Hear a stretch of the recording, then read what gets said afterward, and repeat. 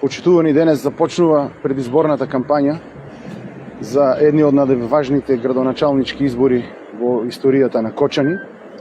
Да им се обратам на моите сограѓани со директна реформа во спортот преку локалната самоуправа. Нашата кампања нема да биде заснована на секојдневно малтретирање на луѓето по социјалните мрежи, нема. Одржувањето и сервисирањето на спортските сали ќе биде обврска на општина Кочани преку буџет кој што ќе го освои Советот на општина Кочани. Што значи ова?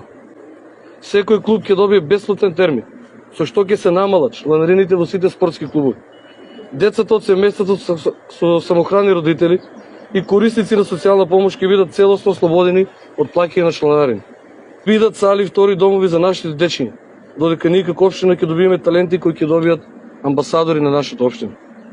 Начелничкото столче за некои представува доблес, гордост, моќ, но за мене ништо не представува од тоа. За мене представува една одговорност, една доверба која ти ја дава народот и која доверба е базирана на чист образ и нека победи најдобриот кандидат. Ви благодарам.